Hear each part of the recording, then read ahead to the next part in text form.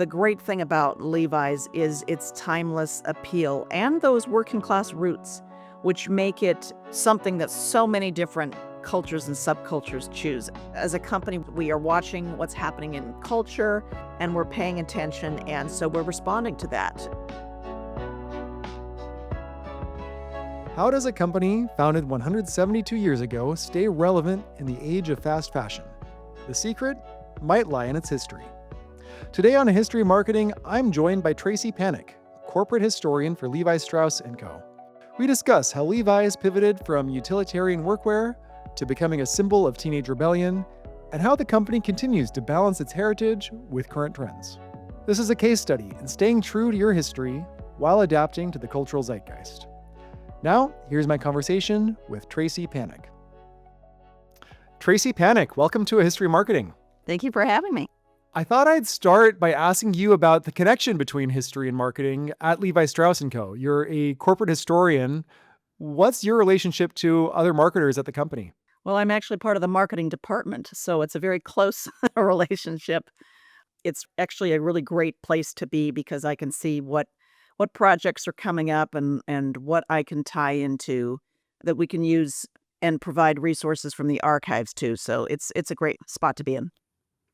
One of my research sources for prepping for this interview was a book called Levi Strauss, The Man Who Gave Blue Jeans to the World, written by Lynn Downey. And I saw that Lynn worked as a historian at Levi's. So Yeah. Was she your predecessor? Did she kind of help build this history department? And what did this history department look like when you took it over? Yeah, so Lynn was my predecessor. She worked at the company for almost 25 years. She was hired in 1989 to establish the archives. Her great contribution was to help start to tell the stories, was to help try to clear up myths about Levi in particular, but other stories that had been told that weren't really accurate. And she also scoured the world in search of pieces to add to the collection, to build the collection. So when I joined in 2014 at her retirement, there was a great collection in place. But one of the things that was missing is it was a very manual collection. And what I mean by that is it was not digital. If you wanted to use the collection, you had to come in person.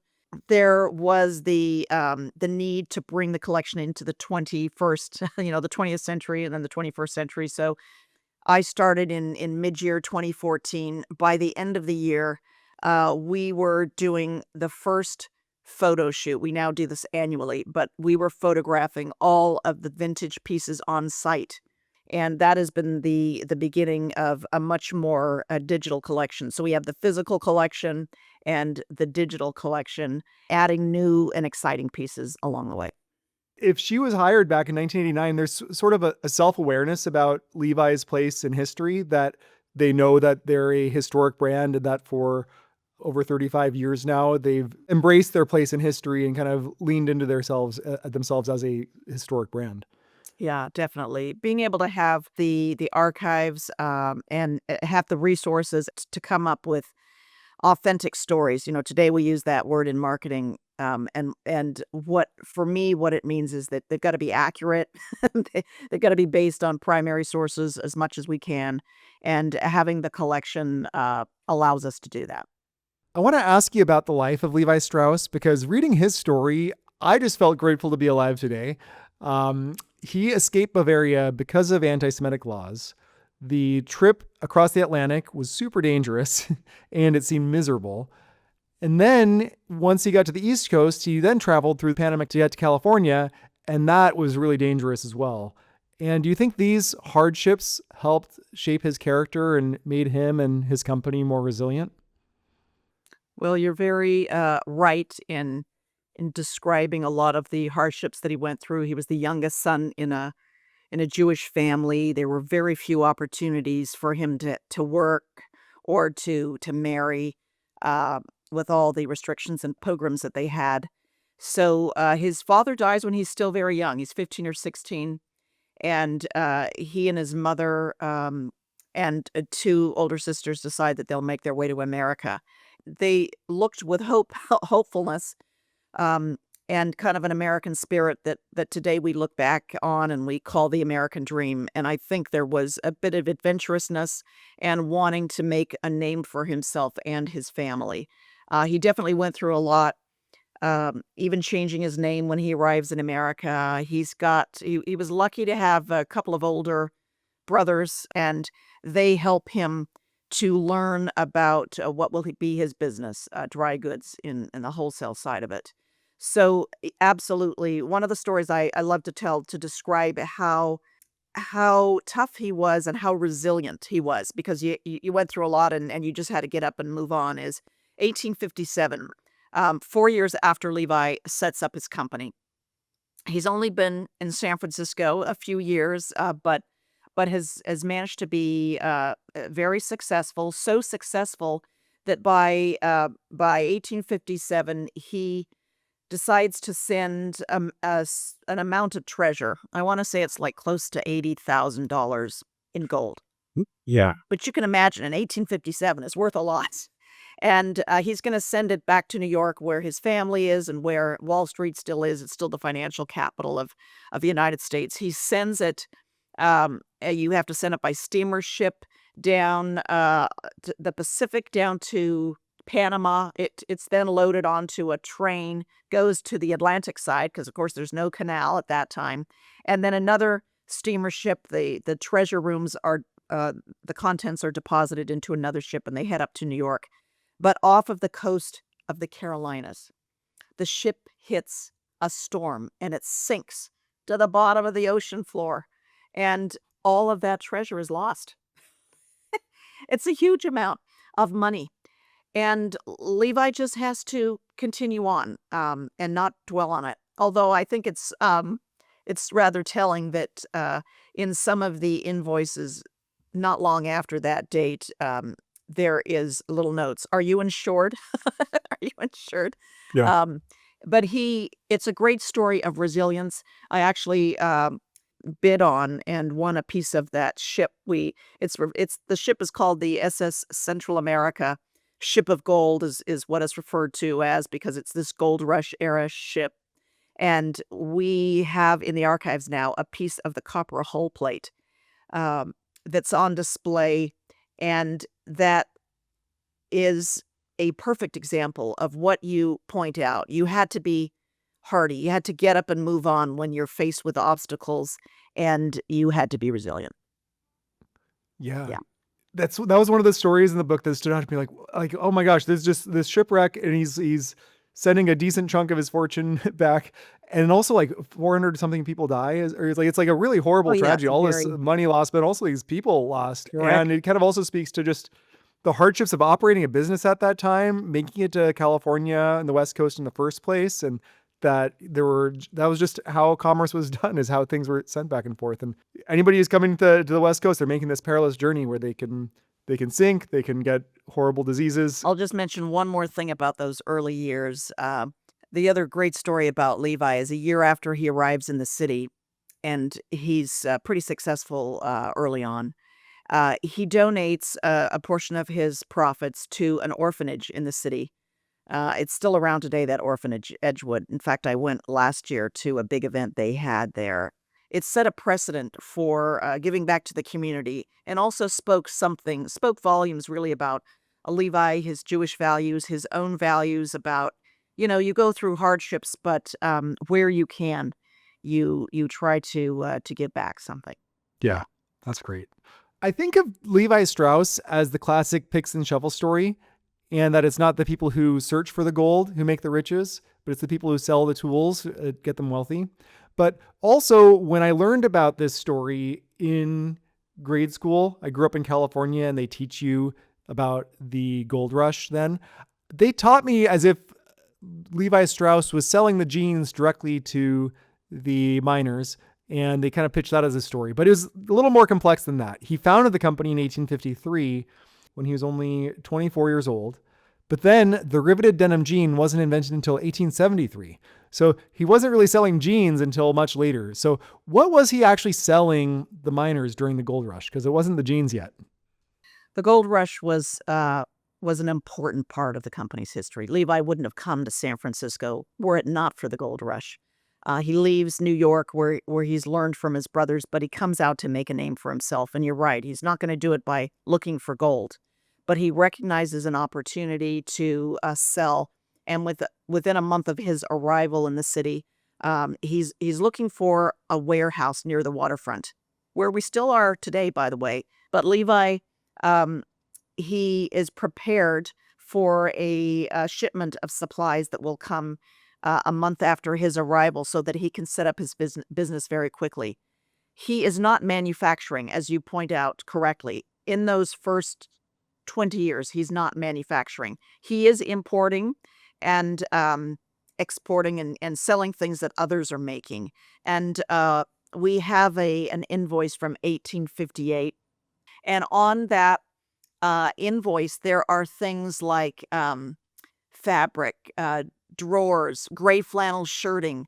There's hose, which would be socks, and you can get $1. I think each of the socks was $1.15 for some hose.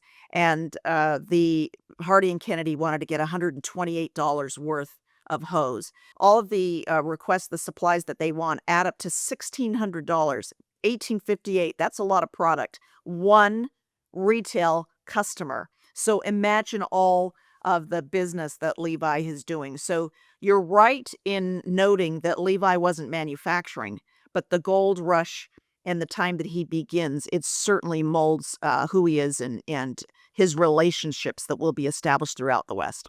The folks in the gold rush, they were certainly benefiting from materials that Levi's imported and sold wholesale to retailers, but they weren't buying jeans quite yet. That wouldn't come until 1873.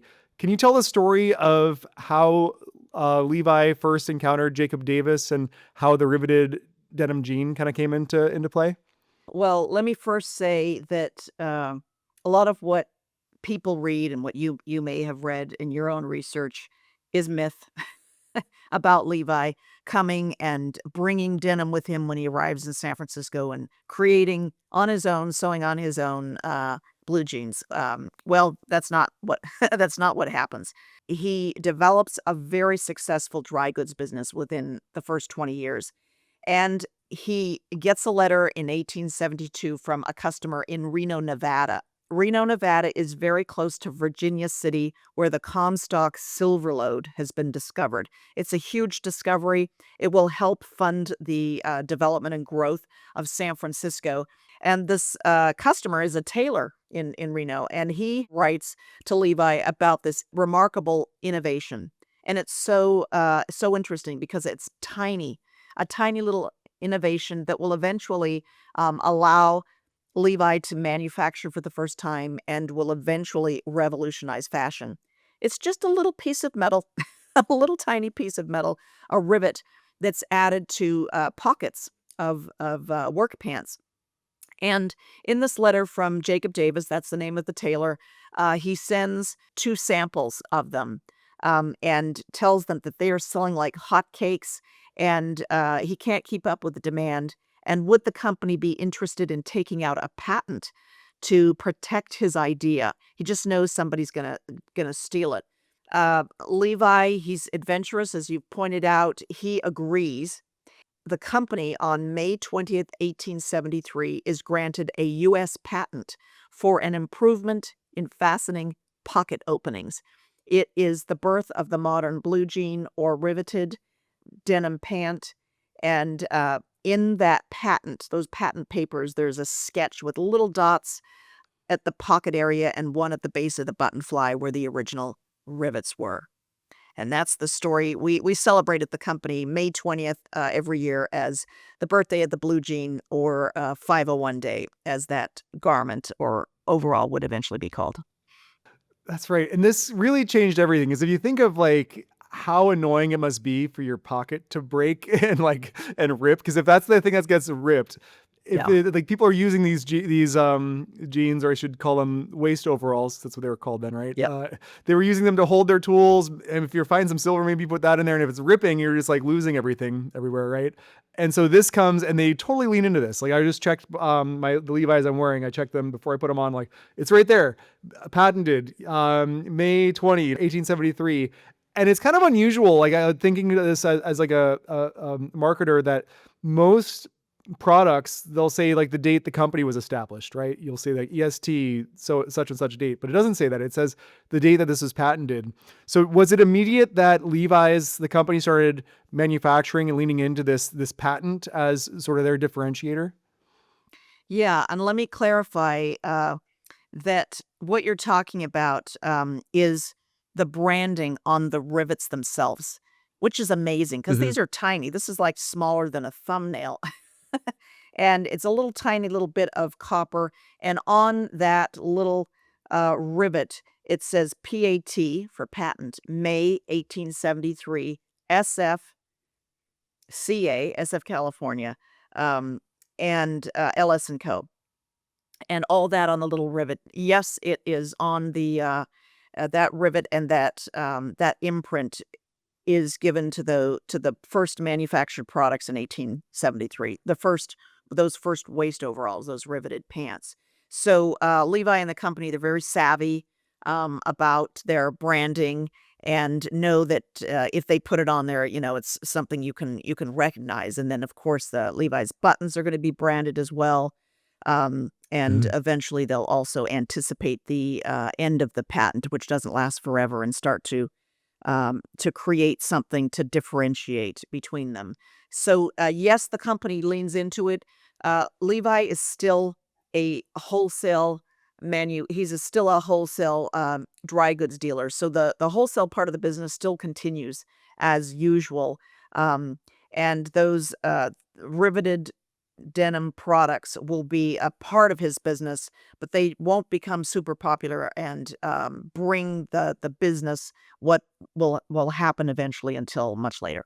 Yeah, let's dig into that story because then like when does it sort of start to emerge? Because you mentioned how patents expire, they don't last forever. Trademarks, however, last a lot longer, and pretty soon you can see the two horse brand patch that's on the back and the red imprint on like the leather that's on the back of the jeans. So when did that start to come into play? When they sort of evolved from relying on the patent to then sort of trademarking more of the IP around what's on the pants themselves. So a patent doesn't last forever. It lasts about 20 years, and the company wanted to create something that would be recognizable to customers who wanted to get a genuine pair of Levi Strauss and Company waist overalls, and they created this image of two horses facing opposite directions with a little pair of our overalls in the middle.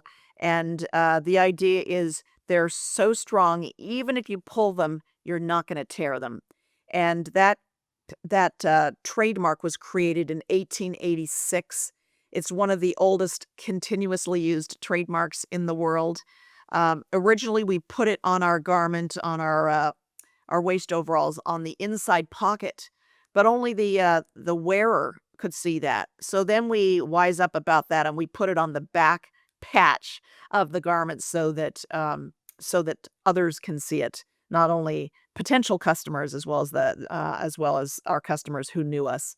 It was important in a couple ways. That image could be recognized by anyone who was illiterate, which would have been a number of our workers, our blue collar workers who wore our products. It could have been recognized by somebody who didn't speak or write English, because we had a lot of immigrants who were working as well. So it played a number of roles, and it symbolized the strength and quality of the product. So it was a great way to easily let people know, look for the two horse brand, and then you've got a genuine pair of Levi's. So when did the waist overalls themselves, when did that become the majority of Levi's business? When did they start to sort of divest from the rest of the dry goods part of the business and really lean into the waist overalls themselves? Well, it happens slowly. When they bring some of the first trained accountants into the company, and that this will be members of the Haas family who marry in, who have come with an accounting background in the late teens and early 20s, they start to recognize that this is a bigger seller than they than they knew. And by the 1920s, they start devoting some revenue to advertisements. So in the 20s, you'll have advertisements with cowboys wearing our products and feature details being called out. And they're being produced in a number of languages: English, Spanish, Portuguese, Chinese. And then it's by the 30s, coming out of the depression, because the depression was hard for the company, but everybody around the United States and the globe. When we begin to recover from that, we focus on the cowboy as our marketing symbol, and also on our denim, our riveted denim products, which, by the way, almost immediately include riveted denim jackets, which we'll add to the line, and other riveted denim products. We don't really pull out of our wholesale business till after World War II, but we had recognized, beginning as early as the late teens, how valuable this product was, and started to focus on that more. So it happens gradually. It doesn't happen just immediately. When did it grow from primarily being sold to working people as just for utility versus being more of a fashion statement? Like, what were the first inklings of people wearing it for something other than just its pure utility and more for Yeah. the image associated with it? Well, we get hints of it because it doesn't happen immediately, but we get hints of it in the 1930s. And in fact, one of the earliest examples of it is in 1935 in Vogue magazine, an article about dude ranching, having a dude ranch vacation, which becomes very popular in the 30s and 40s. People from the East Coast, and even as far away as Europe will come to the West and stay on a working horse or cattle ranch.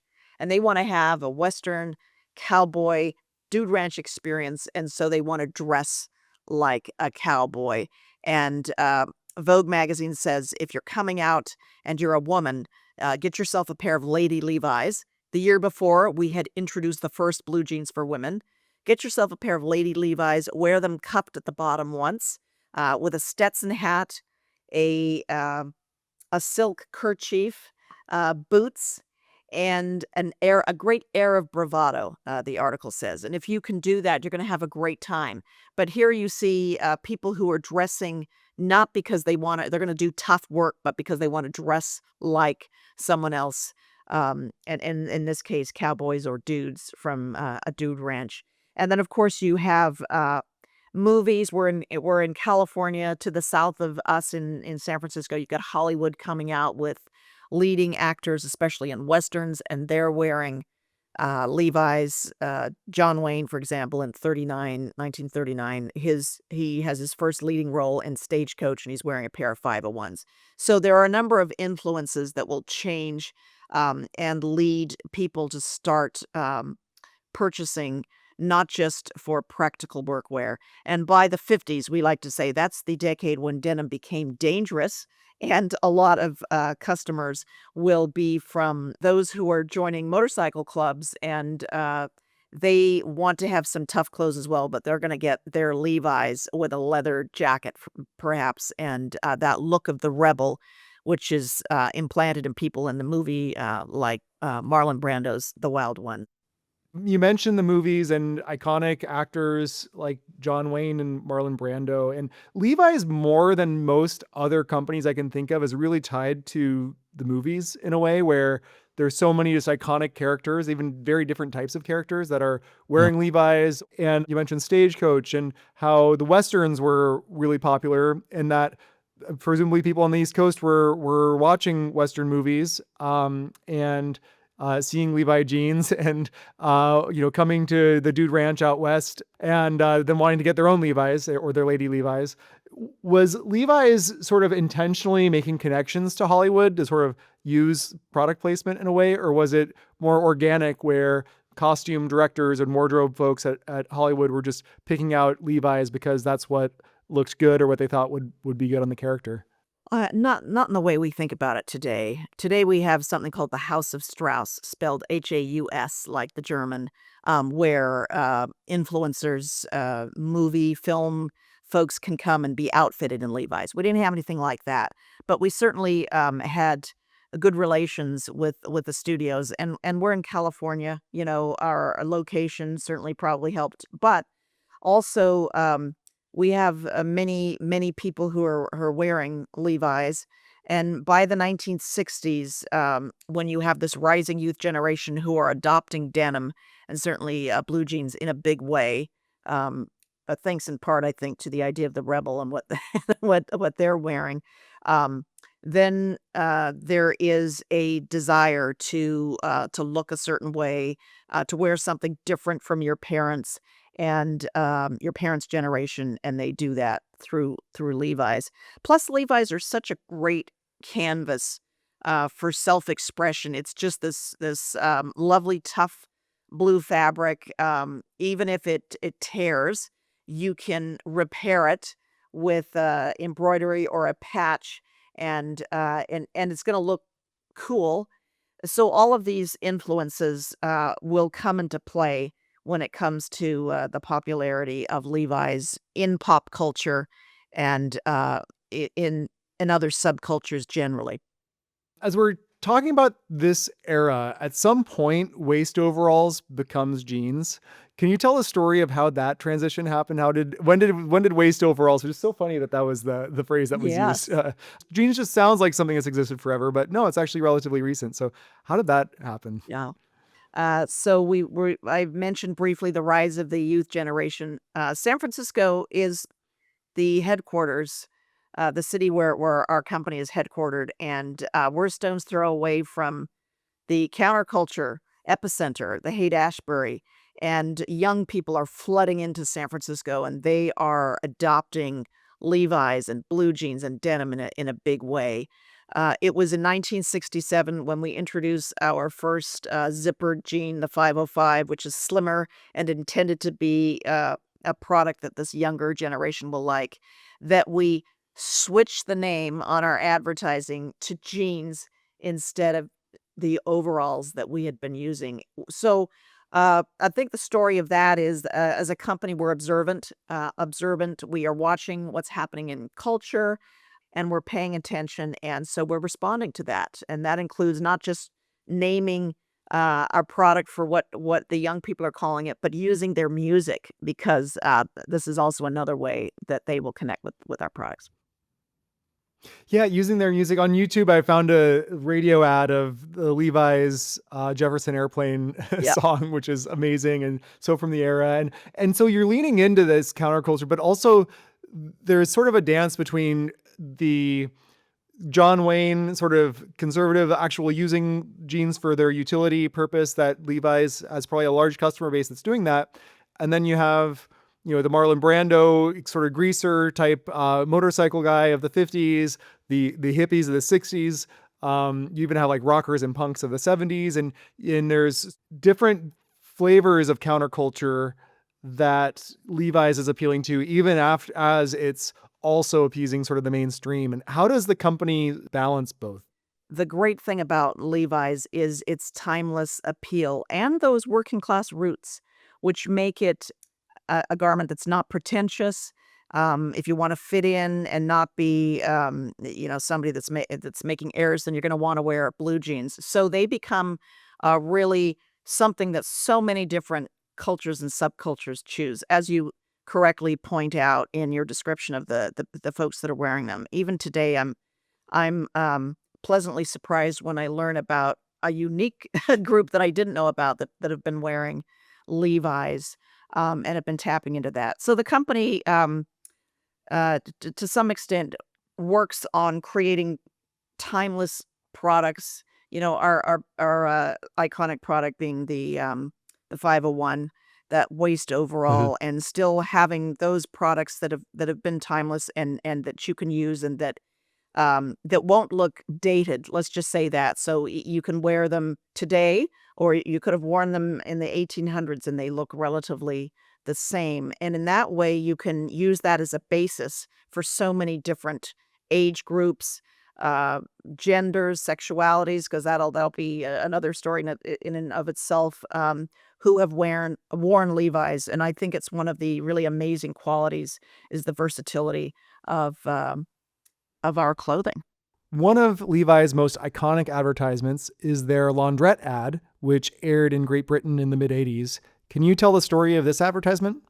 Well, by 1985, we're well established as a global product.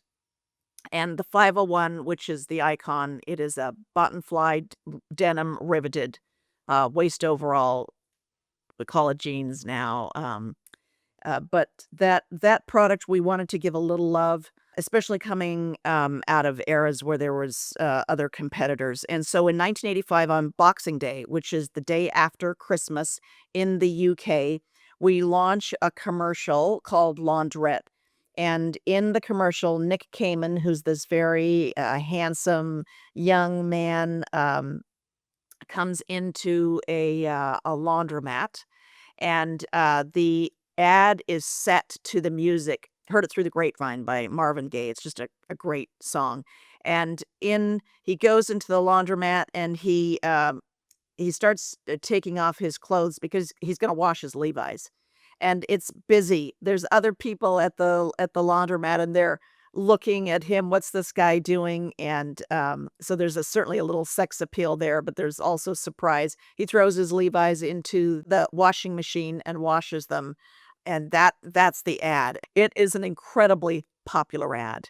It in estimates from people and reviews that I've seen of it and talking to people, it probably increased sales of the 501 by 200, as much as 200%, thanks to the music, thanks to Nick Kamen, who is featured on it. It just hits the right notes in so many ways, and it helps to re-energize the 501. The creative behind it, BBH, and the person who made it is one of the creatives is Sir John Hegarty, Yeah. he's knighted, and I don't think he would have been knighted if it wasn't for this ad. It's like there aren't that many advertising people who get like deemed a sir and get knighted, and it's like he's one, and it's probably you could tie it to this Levi's laundrette ad. He's had an amazing career, but this ad is what he's most associated with. So He was a guest speaker just this past year for our marketing team, so it was quite an honor to have him talk a little bit about working with the company and working with a brand that was willing to be very creative. oh, that's great. I love his talks. He's so inspiring. So that's cool that you got to hear directly from him with your team. I want to ask you about my personal favorite campaign, which I saw probably around the time I was in high school. It was "O Pioneers" and "America Go Forth," and they're both set to these beautiful poems by Walt Whitman, and they're filmed in this very impressive cinematography type way that just evokes this feeling of Americana. I love these ads when I first saw them. Can you share more context about these ideas? Those ads launched in 2009. One of the things I love about them is they actually used wax cylinder recordings of Walt himself, so you can hear him speaking, which I think makes it even more appealing and authentic coming from him, and you can hear his um, where he puts emphasis on his words. It's so beautiful, isn't it? That poetry that you were referring to, and the imagery that they used in the ads was also to support those beautiful words that he says. It was really created as a campaign to inspire a pioneering spirit. Um, the way that Whitman captures it in his poetry, and I think it did it really beautifully.